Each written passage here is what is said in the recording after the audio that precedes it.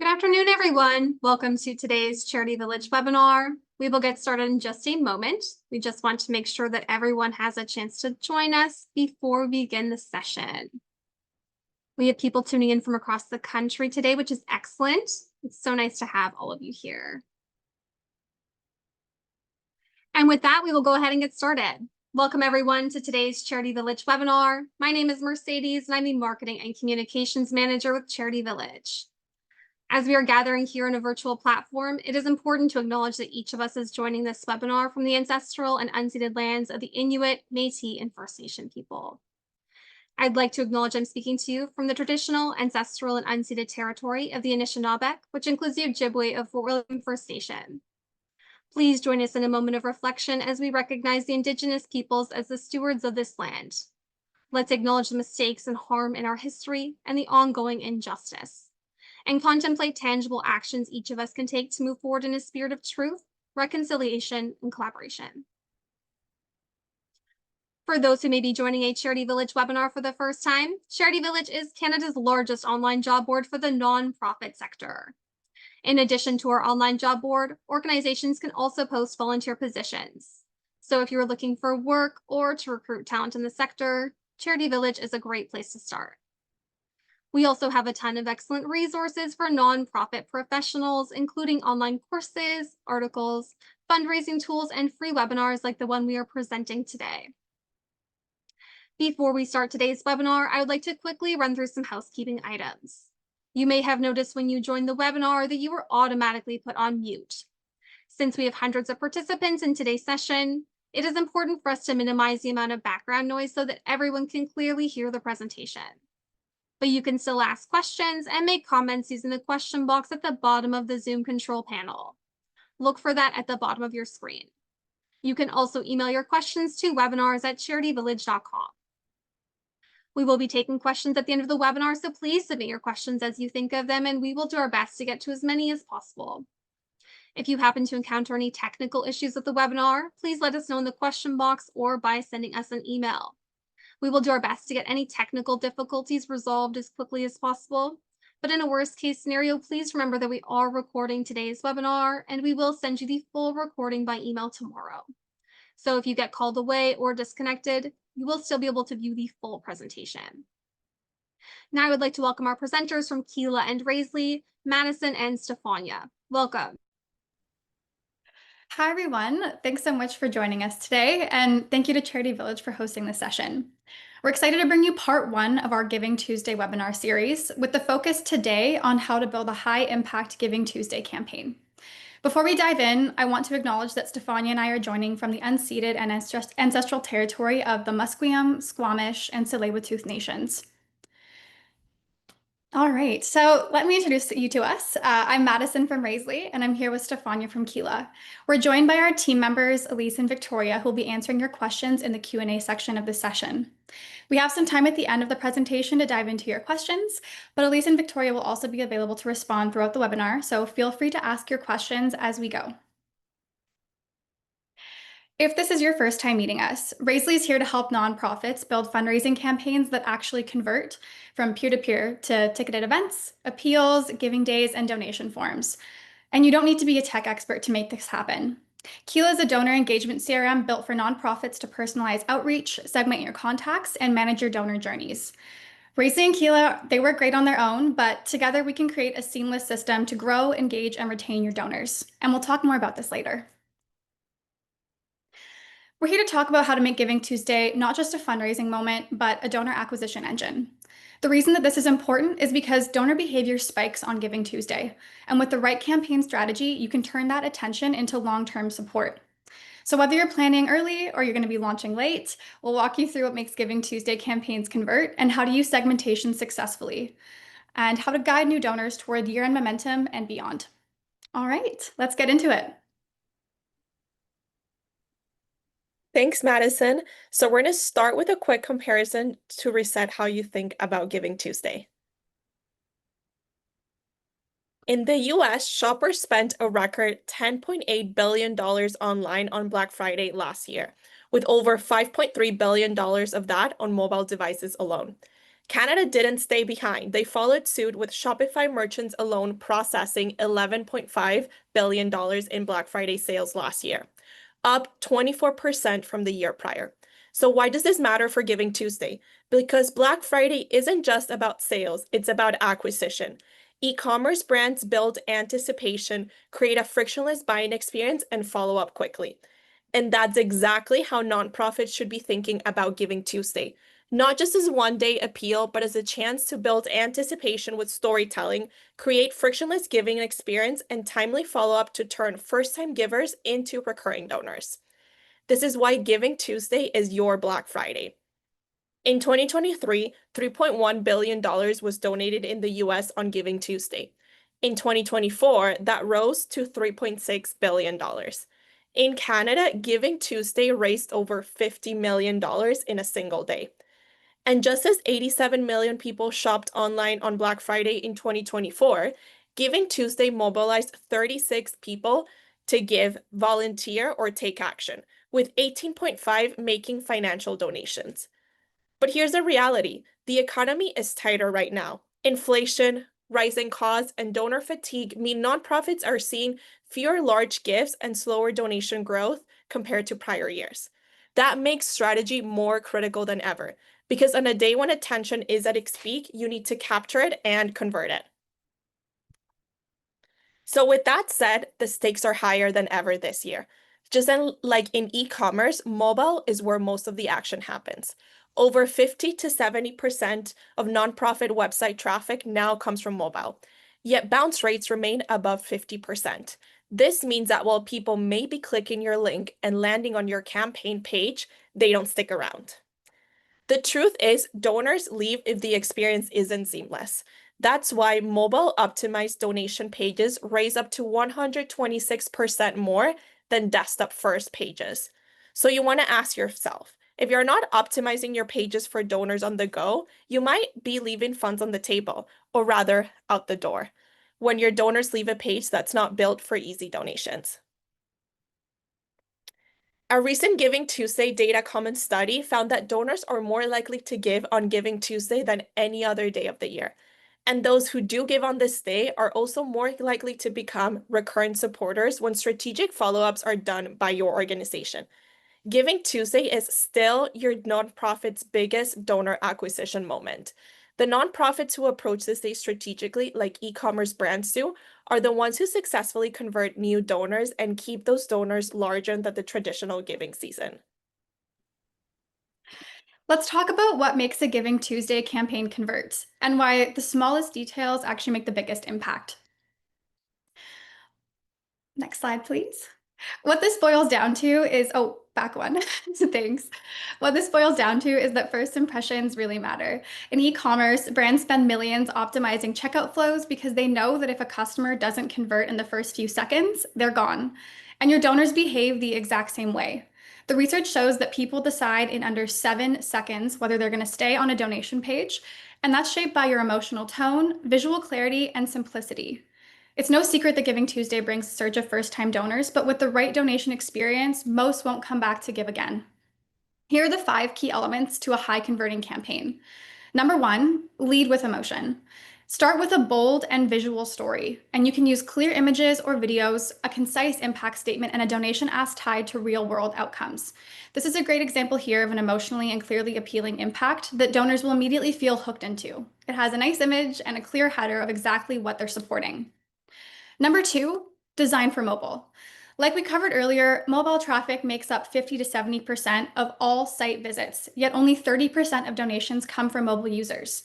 This gap indicates a clear opportunity for your nonprofit to win. By optimizing for mobile experience, you can increase your donations by up to 126%. You can see here, the donation form is closer to the top of the campaign. No one wants to scroll to the bottom of a campaign in order to give, but you can place call to actions at the top of your campaign and throughout, because sometimes we all need to hear something more than once to act. Number 3, keep it short and easy. Reduce unnecessary fields on your form can increase conversions by up to 44%. Multi-step forms, where users enter details across 2 to 3 simple screens instead of one long scrolling form, have been shown to improve completion by 75% and increase donation size by 54%. If you think about it, when a donor feels compelled to give, the last thing they want to see is a long, manual, detailed filled form that they now have to push past. So keep it simple. Number 4, make it real. Donors give more when they see their impact. For example, if your form says $50 equals 5 meals, that's way more powerful than saying give $50. When donors see exactly what their supporters means, you're inviting them to be a part of that support through measurable outcomes versus just a vague idea of where their money's going toward. Lastly, reduce friction. Use bold buttons, pre-filled amounts, and fast-loading pages. Every extra click or question adds doubt. Again, we want your donors to keep riding that feel-good wave, so by making the donation experience as seamless as possible, you're able to reduce the noise and support without second-guessing. So what's the takeaway here? Successful campaigns are ones that earn quickly, keep things simple, and make donors feel good about their gift. This might sound simple, but it really is the recipe for success. All right, pop quiz. Just kidding. We're really curious about your experience as fundraisers. So let's take a moment to answer the question here. What is your biggest barrier to running a Giving Tuesday campaign? And you can select one of the below. Competing priorities at the end of the year, limited staff or budget to execute, not knowing where to start or what works, or creating a donation page that actually converts. Every year, this is a little different, so I'm always excited to learn what's working or not working this year. So I'm excited to see the answers here. Last year, I think a big one was competing priorities, and I'm very curious as to see what it'll be now.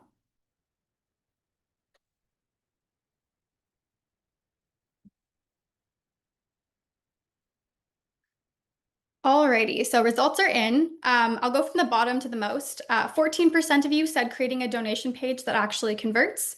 28% of you said not knowing where to start or what works. 39% said limited staff or budget to execute. And lastly, 19% of you said competing priorities at the end of the year. So limited staff or budget to execute, that's a big one. I feel like resources are always limited when it comes to the nonprofit sector, so we have to make sure that it lasts and that we can maximize our potential. Awesome. Next slide, please. Now let's explore the entire journey, not just the lead up, but what actually happens after a donor gives, because the experience in those next few minutes and even days after their support determines whether they'll give again or not. Just like smart brands use post-checkout flows to reinforce value and build loyalty, nonprofits need to think beyond the moment of donation. Only 20 to 30% of first-time donors give again without strategically led follow-up. But those who receive multiple meaningful touches before and after are giving 43% more likely to give again. Let's bring that to life with an example and walk through how Raisley and Keela work together behind the scenes to support your loyalty, impact, and donor retention. So let's meet Alex. Alex is a first-time Giving Tuesday donor. On November 25th, Alex receives a Giving Tuesday campaign teaser, a short, emotional email with a story and a donation match preview, which is segmented and automated through Keela. This is your first invite for Alex to join your Giving Tuesday campaign. It's important to build the momentum early, but not too early, so it's forgotten. So gentle reminders will help Alex learn about your mission and why they should participate. On December 2nd, Alex clicks on the Giving Tuesday campaign page that was built using Raisley. It's mobile optimized, emotionally strong, and shows how their gift is truly making a difference. Alex has already heard from you a few times, but this is the moment for Alex to act. Remember, we like to hear things a few times before we take action. Alex should be on board with who you are and the impact you're trying to make. They're also extra motivating seeing the match giving momentum that is building and keen to join in on the action. Then Alex makes their donation. The donation form is short and simple with a recurring giving upsell that they happily select because they know exactly where their support is going and what they're giving to. This step is crucial. All the hard work of getting Alex to this point shouldn't be lost with an experience that doesn't match the lead up. Make every step easy and clear. and continue the same mission-focused messaging in your prior emails and campaign page. Seconds after Alex gives the donation, Alex receives a warm, personalized thank you alongside with their tax-deductible receipt from Raisley automatically after they've given. Alex has acted and shown they want to join and support your mission. This is huge and must be celebrated. Show your gratitude to Alex and make it feel human. An instant thank you page on completion of the donation with an additional email is a simple yet powerful way to continue the good feel Alex has that she's supporting a cause, doing impactful work with your organization. The follow-up. So 2 to 3 days later, Alex is going to get a follow-up from your nonprofit with a quote or an impact image, which is automated and personalized from Raisley's integration with your Raisley campaign. Don't stop now. Continue the story and keep Alex informed on how her donation is making a difference for your organization. This builds loyalty with Alex as you continue the conversation and make it feel real with the ripple effect her donation is having. 1 to 2 weeks later in December, Alex is invited to join your December appeal or the monthly giving community. The messaging is framed around the good that they supported with their donation and the mission that your organization and Alex both now share. The best part is that this is also automated and personalized through Keela, so you or your team don't have to do the manual work. So let's talk about why this journey works. First, it starts emotionally and builds trust quickly with an easy experience for Alex, as well as a clear message of impact that they're now a contributor to. Second, it reduces friction and delivers value instantly. Again, donors are riding the wave of doing good. So when Alex gave, they also receive a confirmation that they did a good deed. And lastly, it gives your donor, Alex, from first gift to future engagement because now they're clear on what they supported, they had a great experience, and they received confirmation of the impact they made. This means that Alex is more likely to repeat the support. Let's now connect the dots. Your campaign experience and donor journey should follow 3 key phases. Just like e-commerce brands warm up Black Friday campaigns, weeks ahead of the sales, this structure is how you should maximize Giving Tuesday and prep for continued year-end support. Phase 1, building anticipation from November 1st to 30th. Early buzz is going to create giving intent. Segmenting messages in advance of your campaign start date helps prime your audience for different actions. I see this strategy in so many successful nonprofit teams, and here's how. Sharing impact stories and countdowns.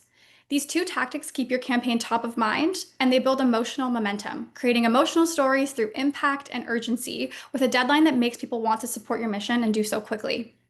Teasing your match campaign or your goal. This creates urgency and gives supporters a reason to act on the day. Your goal then becomes a shared goal because your donors are the ones that can directly make or break what your nonprofit is aiming to accomplish. Sending early access emails to returning donors. This will build that early momentum and social proof so that when new donors land on your page, they see that others are already giving and feel encouraged to join in and making a difference.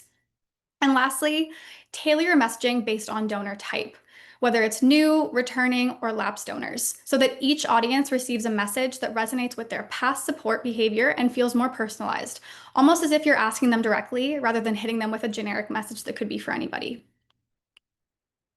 So here's some examples of how that personalization strategy works. New donors need clarity, emotional appeals, and a simple path to give to your organization. Your mission is brand new to them, so give them a small tour of what you do and why you do it. For returning donors, they respond well to loyalty messaging and early access. They've given before, so you just want them to recognize them for that, and then you want to encourage them to join in on furthering your shared mission. And lapsed donors need a reminder of why their past impact and a compelling reason to re-engage. By personalizing their experience, you're able to tap into that feel-good moment where one of them, when they last gave, and compel them to repeat the experience again. Phase 2. So phase 2, convert on the day, December 2nd. This is the peak moment of intent and also your best shot at showing donors where they belong and why they should stay. I've also seen this done really well on both Raisley and Keela platforms, and the nonprofits that do these are always leveraging on these facts. First, mobile first, visually clear campaign page ensures you meet donors where they are and don't lose them to bad design experience. Second, tie donation amounts to real outcomes. This builds trust and makes the value of each gift tangible and real for your donors. 3, send multiple emails throughout the day, like morning, midday, and evening. Repetition and timing helps cut through the inbox noise and drive more conversions with chances to reach your donors when they're ready. Number 4, use urgency with matched deadlines or live progress bars. This motivates action and prevents decision delay. And lastly, start planting the seed for what comes next. Use subtle messaging to show that this gift is just the beginning of your relationship together and the good you're doing together.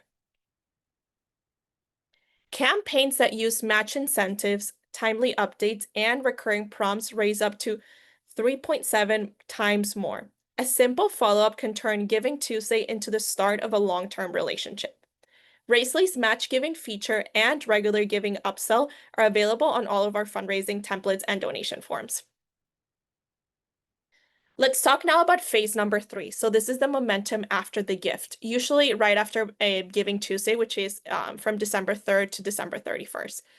This is where you transition from a one-time gift to an ongoing support, or you can risk losing the donor. So what's the strategy? Send a thank you message within hours. This reinforces value and shows appreciation when it matters the most.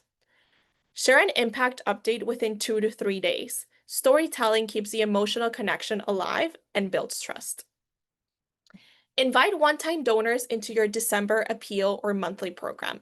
A timely second ask can move supporters from giving once to giving again. Frame next steps using identity-based language. Be a supporter or join our community. People are more likely to give when they see it as part of who they are. You've attracted donors. Now help them feel like they're part of something bigger. As I mentioned before, you can use identity-based language like supporter or member or part of your community and refer to their donation as a gift. These simple changes create a sense of belonging that builds loyalty beyond the day. And as Madison said, we're going to do another pop quiz here. So the question for the poll is, what have your past challenges been with Giving Tuesday donors? And the 4 options are, number 1, acquiring enough first-time donors. Number 2, converting interest into actual donations. Number 3, following up quickly and effectively. And number 4, turning one-time givers into repeat supporters. And we'll give all of you a minute or 2 to answer the poll. In there. I'm really curious to see what the answer is for this year, because considering kind of like what I mentioned earlier on my first few slides of, the economy that we're living right now, to see what everyone is, the challenge that they've faced before.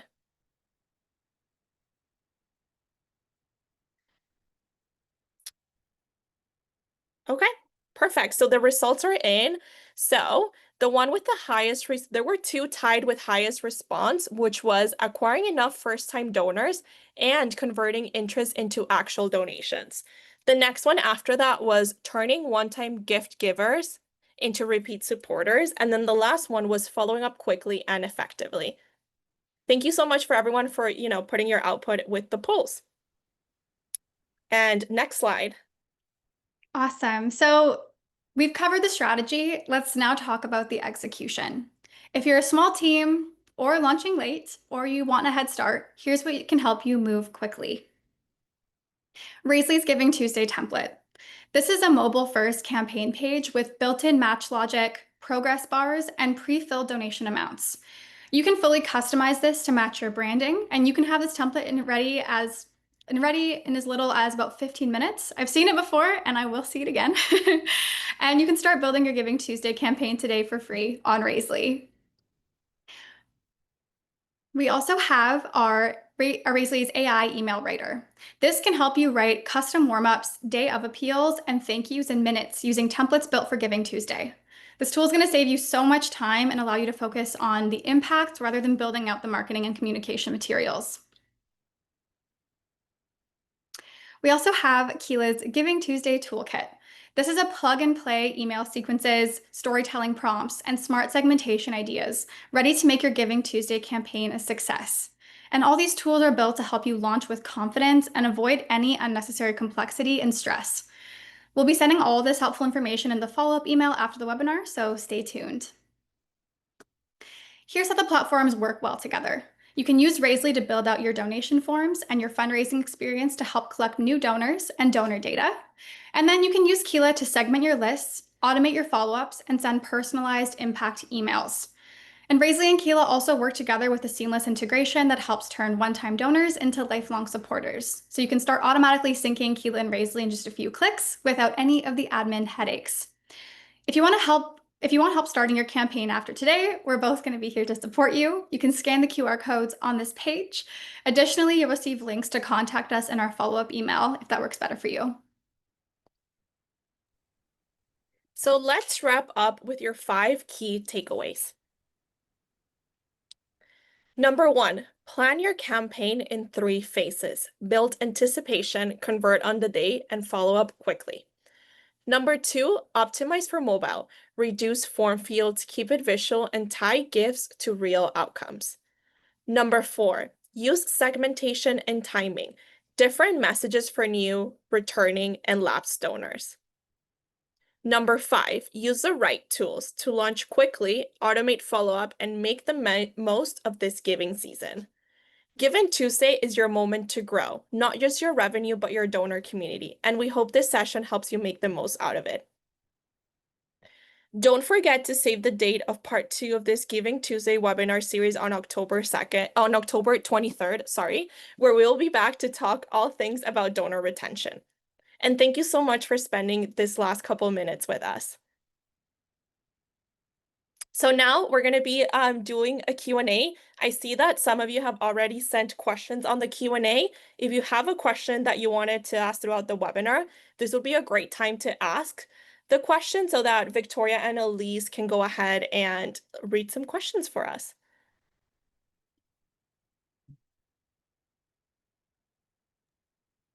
Or I can read one for you, Madison. Sure. Okay.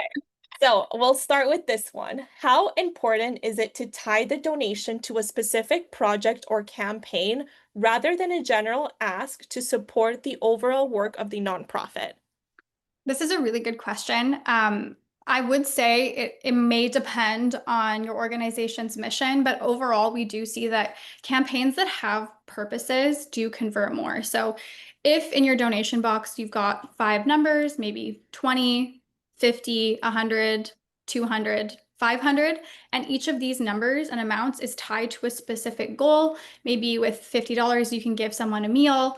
Maybe you can give someone a therapy session. Those impacts of money really do affect donors and what they choose to give. So we do find it converts more. You don't have to have them, but again, if we're wanting to convert more people into donors, especially first-time donors, if they know that there's a purpose behind their donation rather than a general purpose, they really are more likely to give, especially when we're trying to acquire new donors into an organization. Perfect. Thank you, Madison. I actually have another one for you. Sure. How soon should a teaser or email or initial email be sent for Giving Tuesday? Yes. Obviously, we want to make sure we hit that sweet spot of not too early and not too late. Since Giving Tuesday is on December 3rd this year, I would minimum send this out 2 weeks early. You can send one out at the beginning of November. I think that's a little early, but if you wanted to send it around Canadian Thanksgiving, this is a great time just because people are in the giving mood. They're focusing on the year end, and you can start building that momentum in a few weeks early to start that communication with donors and also potential donors. Perfect. I'll read out. Anya, I've got one here too for you. From a practical point of view, how do you segment new donors versus existing versus lapsed? All of them have to be newsletter subscribers already, right? And how do you do follow-ups with people who decline to receive marketing emails? Yeah, that's a great question. So if you're using a CRM similar to what we have in Keela, you can easily go ahead and filter for anyone that has never donated. So people that have donated, let's say only once, or people that have not donated in like the past couple of years. We have something in Keela called the LIBON. So donors who gave last year, but unfortunately not this year. So what you can do is segment all of those donors separately so that you can do targeted outreach for them. In terms of the newsletter subscribers, if you have contacts that have decline to receive newsletters, emails, that's going to be a bit trickier because you're not able to send them like marketing emails. So you might want to explore other ways that you can connect with those donors as well. You can maybe do calling them or something like that to see if that also works for your donors. Let me see another question that we have here. Maybe we can answer this one together, Madison. How do we keep the Giving Tuesday energy going the other 364 days of the year? And I think we kind of covered on it a little bit. It's like spending the right amount of time before planning what your strategy is going to be for Giving Tuesday. You can start a little bit early. As Madison said, you can go in as early as like the beginning of November to start reaching out to your donors, kind of like let them know what your Giving Tuesday is going to look like. You know, share your page. You can start receiving donations then. And then for the people that donate or didn't donate on your Giving Tuesday, you can try to re-engage them in December or again at the beginning of the year. We know sometimes December might be like, a tough month financially for some people because, there's Christmas, buying gifts and all of this. So, you can also try in January, February of the next year. So it's kind of like how you go ahead and build the momentum for it. Yeah, and I would also add, because of what we talked about today, if you look at how Black Friday works, let's say that you're a store and you want to acquire new buyers. You're giving someone an accessible price point to come in and purchase, and then you're going to sell them on new things every single month or every quarter to bring them back in. You can do the same thing with a nonprofit. They donate once, and maybe your next outreach to them is not going to be a capital campaign, but a community-focused peer-to-peer where they can start volunteering or taking activity or walking or running. You can keep people engaged with new and interesting incentives by having different campaigns and getting them engaged in not just their capital, but also with their time, getting them engaged in the community and bringing everyone closer together because everyone likes to be a part of the community. And if you can have those activities planned out after your Giving Tuesday, you can retain those donors for longer and keep them engaged for longer. Perfect. Another question, or do you want to read that other one for me, Madison? The one for the emails? Elisa Victoria, do you mind reading it? I'm just looking through. There's so many here. Yes, absolutely. One of the points that you made was recommending sending multiple emails in one day for Giving Tuesday, and they just wanted clarification on what emails to send. It wouldn't be the exact same message, but what would the content of those 3 emails be? Yeah, that's a great question. Yeah, I wouldn't recommend sending the exact same email with the exact same subject line those like 3 times of the day because yeah, you're gonna risk landing into spam or you're gonna also risk people unsubscribing from your newsletter. You can try different subject lines. You could do that. So like you can have like, a more of like a good morning message so they see that towards the beginning of the day. You can also do another one towards like the lunchtime. So you can just kind of like tailor it based on the time of the day that you want to send it and also like towards end of the day you can do like one final push the last few hours of Giving Tuesday, so you can tailor it around that. You don't have to absolutely change the full email, but making small little tweaks so that you can make each email unique and different from each other. I'll answer this one and then Madison can also chime in. Can your tools function bilingually? All communication would have to be English and French. So in Keela, a majority of what we have in Keela is available in English. There's a couple things that you could do in French, but it is limited. Like you can do a newsletter in English and then you can send it again in French or have like English at the top, French at the bottom, or vice versa. And then Madison, I'll let you speak about the Racely campaign if you can do it in French.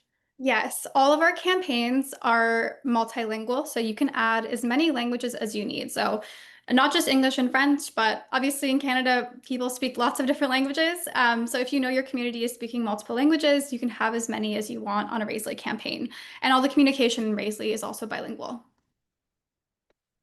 Perfect. And then I'll also answer a question that was sent, which said, so when I did the example of my donor Alex, so they asked when Alex was filling in a one-time gift for $50, it seemed like the option for 55 monthly was also on the same page.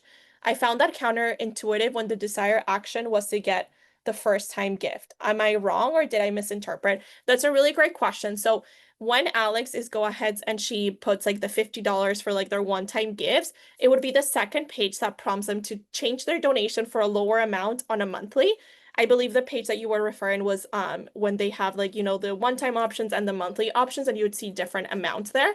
But if I choose, for example, $20 that I want to give one time, and I go to the next page, the Racely campaign is going to prompt me to do a lower amount, but to gift monthly. Ooh, let me see. There's a question here. It says, for a small team with limited resources, what is the single most impactful step we should take to maximize Giving Tuesday results? I think it's going to be one of two things. Number one, work on your donation forms. Having a really compelling campaign is proven to convert. Again, people will decide whether they're going to donate within 7 seconds of being on your campaign. So if they see that it's not engaging, if it doesn't have a clear message, they're not going to become donors. So I think that would be the first number one thing I would want. If I was a small team, was to make sure that my campaign for Giving Tuesday is engaging, it's easy to use, it's easy to follow, so that you don't lose any of those donors. Perfect. Thanks, Madison. And then I'll read another one. So, how does a late summer campaign affect our ability to have a successful Giving Tuesday?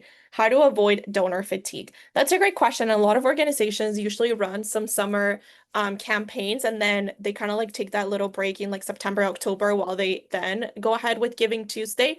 I think as long as you kind of like have like a little break in between sending those like marketing mass emails to your donors so that they can have like a little breather, so there's not like donor fatigue, should be okay. And you can also, I think some of the things that we mentioned today is make it very emotional, like share a story. Make sure that the donor knows the impact that they're making towards your organization, so that really prompts them to give.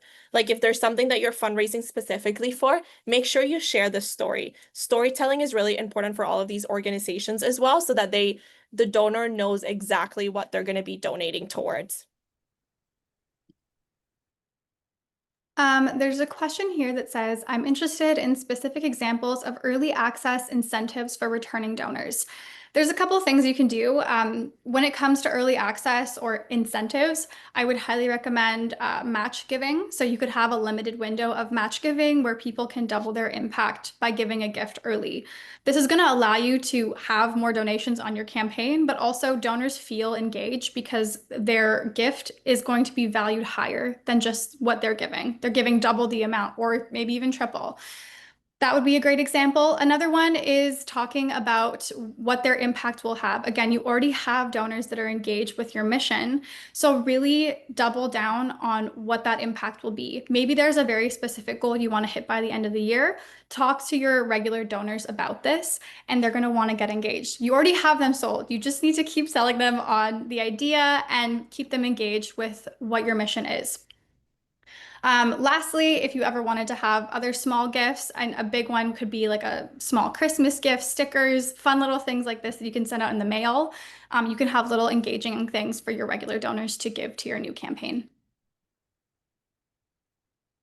A question here. How can I target my preset asks amounts to donors? That's a great question. So if you're using Racely for your campaign page, Racely has AI where you can go ahead and turn that on for the donation tiers. And essentially, Racely is going to use machine learning to prompt automatically what those different tiers are going to be. So there's a couple things that you can use on the Racely side. And then on the Keela side, we also have ways where you can go ahead and filter for people that are likely to give right now. You can also use Smart Ask, which is kind of like some of the intelligence features that we have in Keela. So you can filter out lists of people that are likely to give between a certain amount as well. I see one here. It says, curious, would you use a video story to invite a donation or a communication message following the donation? Does a video detract from the importance of committing to 2 to 4 screens before the donation is made? I think videos have a couple of different advantages. Number one, people nowadays are really primed for video content. We look at Instagram, TikTok, our TVs all day. So we know that videos are engaging to donors and also just to people. The other thing that videos will do is it'll give you quick messaging that you can deliver to your donors in a really accessible way. And accessibility for people who maybe are visually impaired, they can hear it. Or for anyone who can't see, again, it's a really good, easy way to get people to hear your message and also engage them by showing them the message as well. Perfect. Here's another question. Without an existing donor base, what is the best way to bring in new donors to support our cause? That's a great question. For when you are trying to grow your donor base, I would highly recommend campaigns like peer-to-peer, where you can have your volunteers, friends, family sign up as fundraisers, and they can also help fundraise on your behalf. And that way you're growing your base of contacts to start to know about your organization. And you can always leverage sending marketing emails to your contact base so that you can go ahead and let them know, why you're fundraising, what's your cause, and everything, so they have all of that information. I think too, also like hosting like community lunches or in-person events that aren't capital based will also bring more people into your donor base. If you can introduce them in an easy, accessible way, then they may want to become donors. So you can also convert that way. Yeah. Another question here. Do you have consultants that can evaluate a campaign and make suggestions for improvements? So, you can work with our support and success teams right on Keela and Racely. So Racely, I'll let Madison speak about Racely, but in Keela, we offer something called Premium Care where you can book calls, have training sessions with our team. Where they can kind of give you recommendations. Some of our team also has experience in the sector, so they can recommend based on their previous experience. But if you want to go ahead and get more of like a full-on consulting, Keela also work with some partners and Racely as well that we can recommend so that you work with a partner that knows about our systems. But yeah, we do definitely have resources that we can help. And then Madison, maybe the expert chats. Yeah. So on Raisley, we have a couple different resources available. Expert chats are 20-minute meetings that you can book in with a member of our customer success team. Their entire job is to make sure that your campaign is as successful as possible.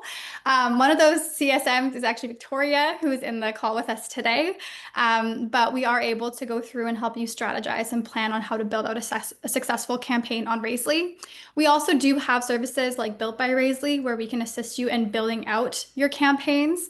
And if you are interested, we can always chat about that via email after the webinar. Perfect. And then this one we can also answer together, Madison. Are all of Keela and Racely's services offered for free? Are there costs we should know about if we need your help?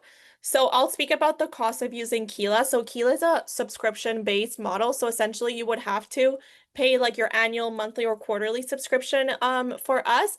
And how we work, we bill based on the amount of contacts that you have on your account. So we have different packages about that.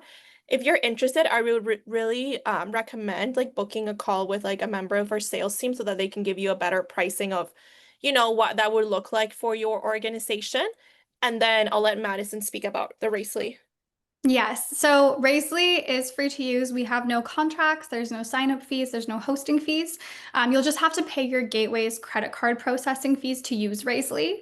We do have a paid version that has a couple of additional features, but we're primarily funded off of optional donor tips. So when somebody gives to your organization, they'll be asked if they'd like to help cover platform cost with a small tip, and they can opt in and opt out of this, but you don't have to pay any fees. Perfect. Thank you. Let's see. I see one here that says we have a matching donor want to give them wider exposure. Is it more harm than good to begin mentions on social media in October? No, I don't think it's harmful to have social media mentions. Social media is a really great way to engage with your donor base, but also your community at large.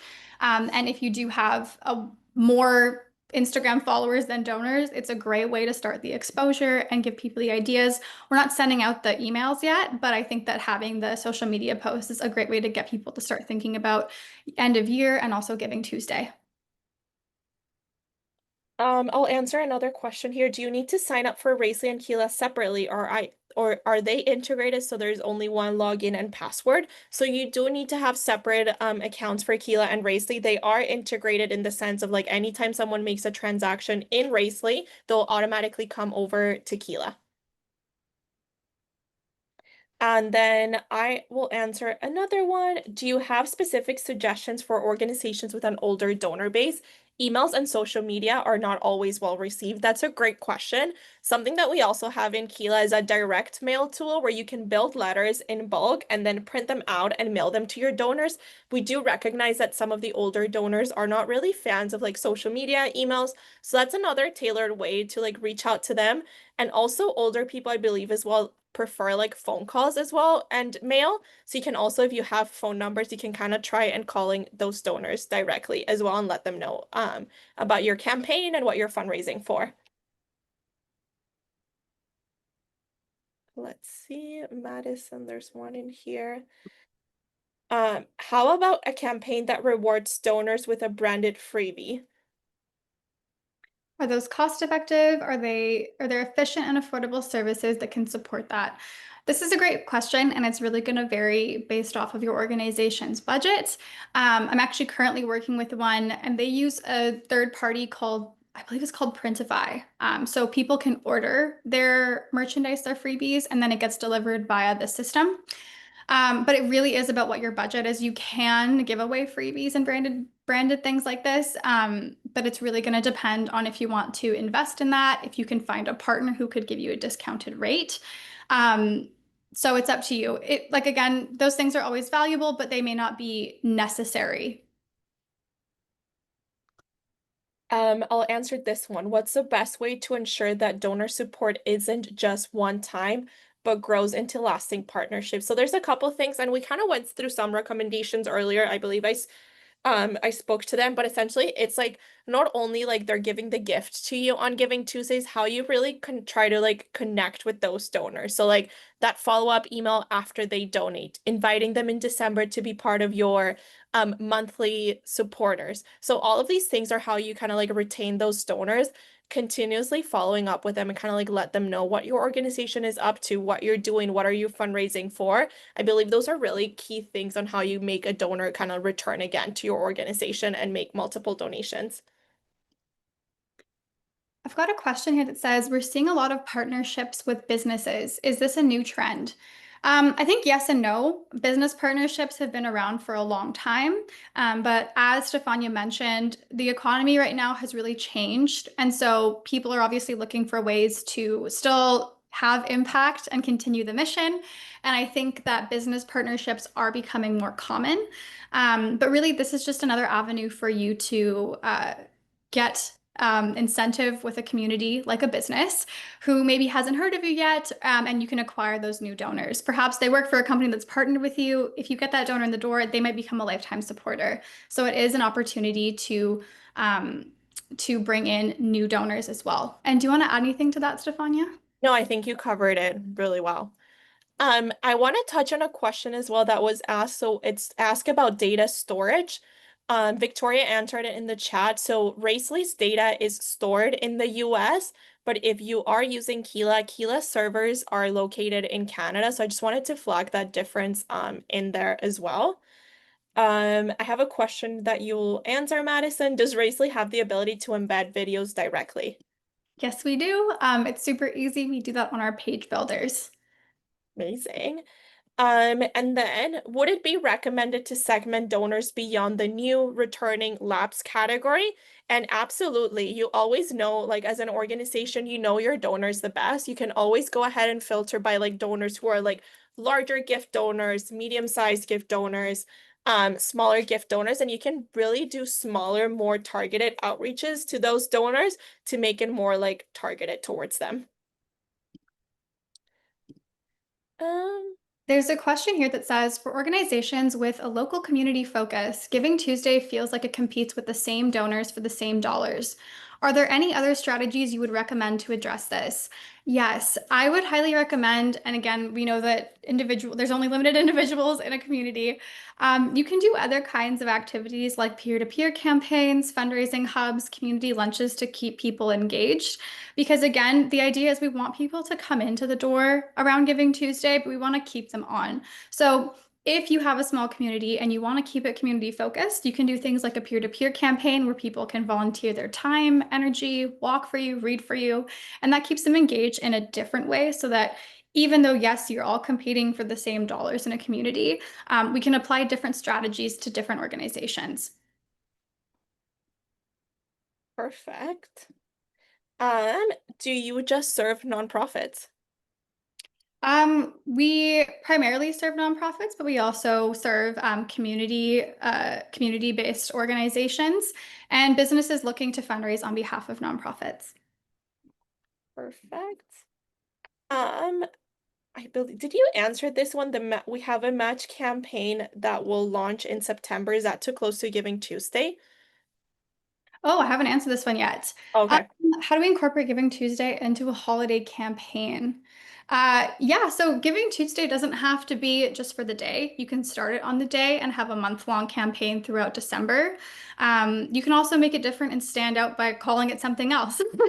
So there's different ways you can stand out amongst the crowd of Giving Tuesdays and make it an extended year-end giving campaign.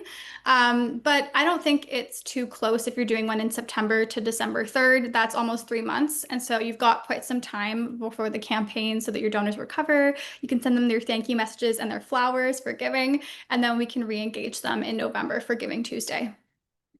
Perfect. And I think it's similar to another question that I see on the Q&A that someone is asking that they have their main fundraising event in March. Is it efficient to start with Giving Tuesday in November? And I would definitely say that you can use Giving Tuesday as a teaser for your big fundraising event in March, and you can start gathering donations that way. Let's see. Other things.